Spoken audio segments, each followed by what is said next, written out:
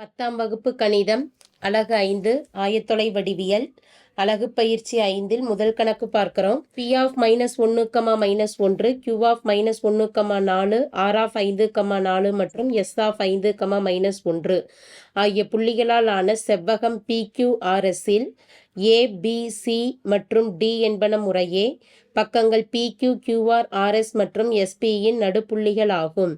ABCD என்ற நாற்கரமானது ஒரு சதுரம், செவ்வகம் அல்லது சாய் சதுரமா? உங்கள் விடையை காரணத்தோடு விளக்குக அப்படின்னு கேட்கப்பட்டிருக்கு. PQRS அப்படிங்கிற ஒரு செவ்வகம் ஒன்று வரைஞ்சுக்கிறோம்.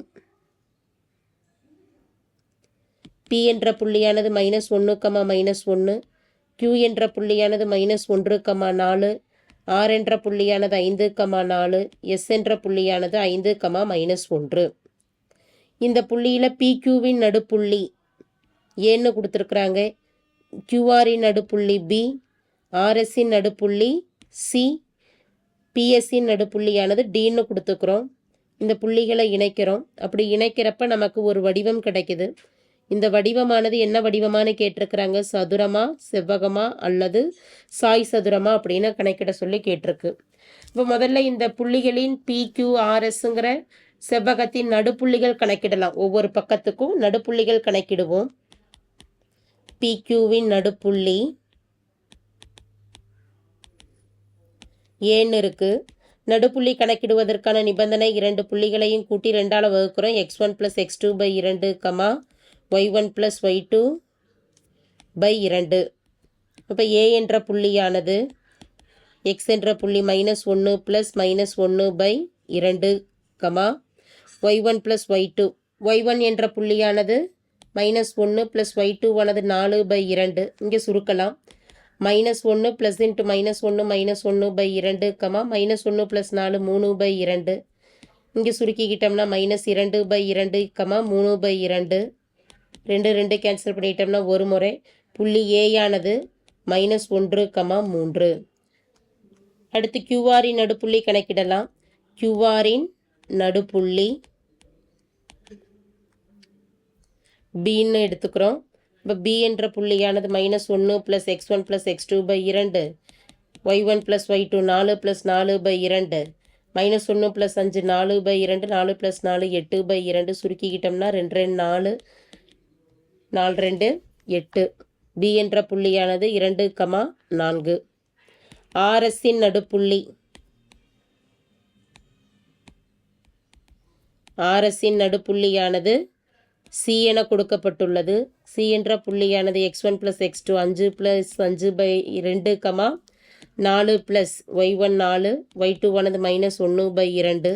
சுருக்கிறோம். 5 + 5 10/2, 4 + × -, -4 - 1 3/2.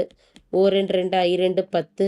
புள்ளியானது 5, 3/2ன்னு கிடைக்குது. அடுத்தது SP-யின் நடுப்புள்ளி. SP-யின் நடுப்புள்ளி Dன்னு கொடுக்கப்பட்டிருக்கு. x1 + x2 5 + -1/2, -1 + -1/2, +× -, -5 - 1/2, -1 + × -1/2, 5 - 1 4/2, -2/2. 1 2 2 4. புள்ளியானது 2, -1. D என்ற புள்ளி.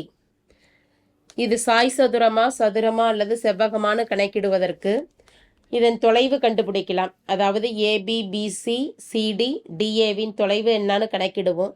எதிரெதிர் பக்கங்களின் தொலைவுகள் சமமாக இருந்தது அப்படின்னா அந்த பக்கங்கள் நமக்கு என்னவா அமையும் அப்படின்னா ஒரு செவ்வகமாக அமையும். அப்படி இல்லை 4 பக்கங்களின் மதிப்புகளும் சமமாக இருக்குது அப்படின்னா அந்த பக்கங்களான அந்த வடிவமானது சாய் சதுரமாக இருக்கலாம் அல்லது சதுரமாக இருக்கலாம். சதுரம் அப்படின்னா அடுத்தடுத்த பக்கங்களானது செங்குத்தாக அமைஞ்சது அப்படின்னா சதுரம்னு சொல்லிடலாம். இந்த நிபந்தனையை வச்சு 4 பக்கங்களுக்கும் தொலைவு கணக்கிடுவோம். அப்போ ABயின் தொலைவு AB = தொலைவு கணக்கிடுவதற்கான நிபந்தனை இரு புள்ளிகள் தெரிகிறப்ப √(x2 - x1) + y2 - y1 2. இது D தொலைவுக்கான நிபந்தனை.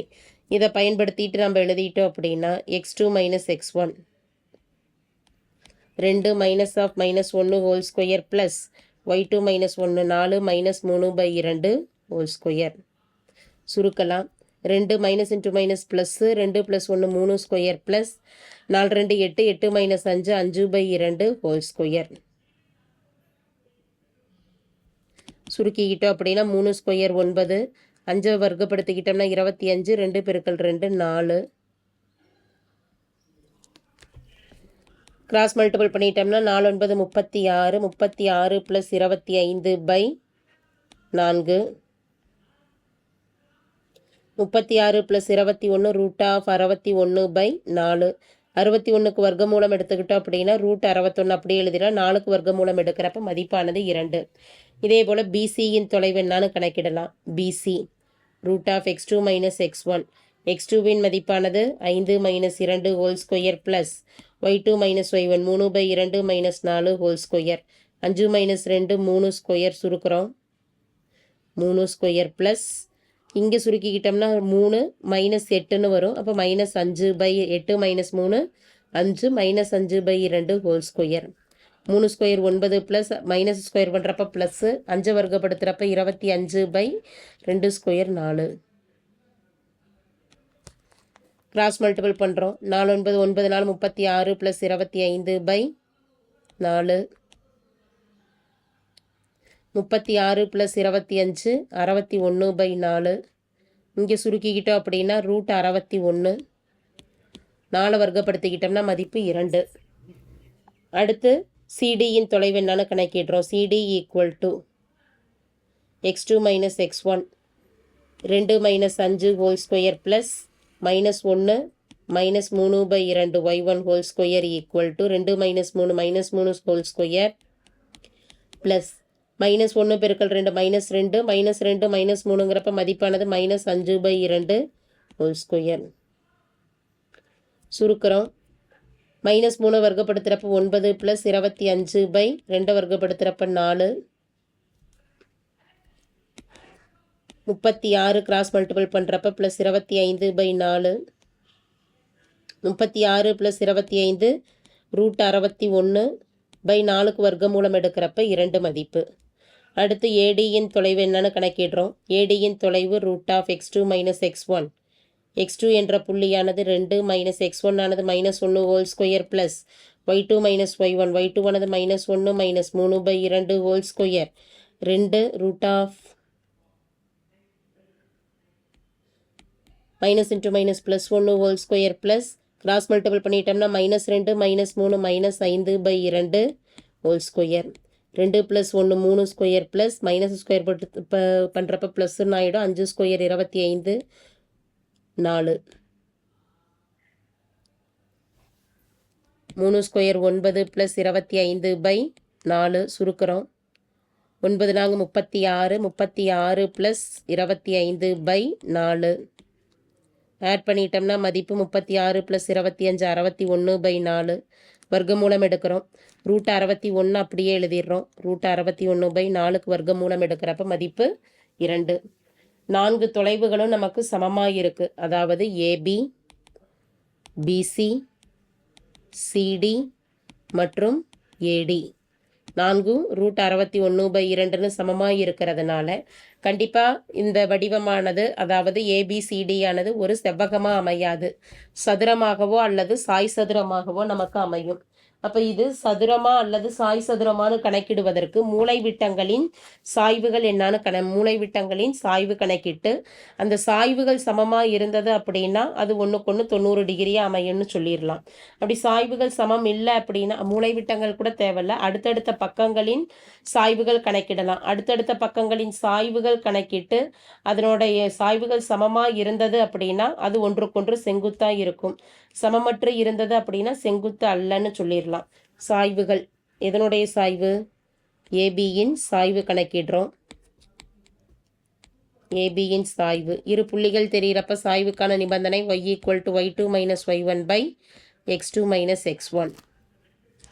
y2 மைனஸ் y1 ஏ என்ற புள்ளியில் 4 minus 3/2 by x2 minus x1 2 minus half minus 1 சுருக்கிறோம். கிராஸ் மல்டிபிள் பண்ணுறப்ப 4 பெருக்கல் 2 8, 8 மைனஸ் 5, 8 மைனஸ் 3 5/2 பை டினாமினேட்டரில் மைனஸ் இன்ட்டு மைனஸ் ப்ளஸ் 2 + 1 3. இந்த 2 கீழே கொண்டு வரோம். அப்போ 5 3 பெருக்கல் 2 6 5/6ன்னு இதனுடைய சாய்வு கிடைக்குது.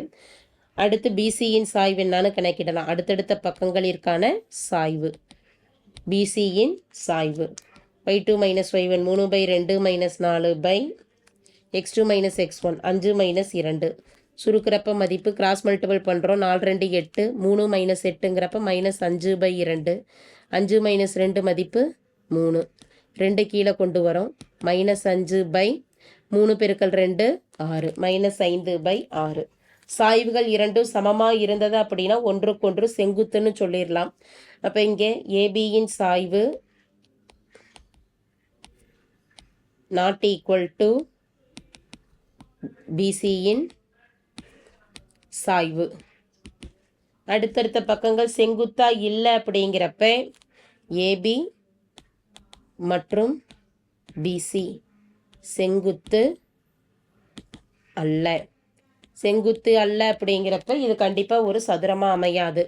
தேர்ஃபோர் ஏபி சிடி என்ற நாற்கரம் ஒரு சாய் சதுரம் ஆகும். தேங்க்யூ.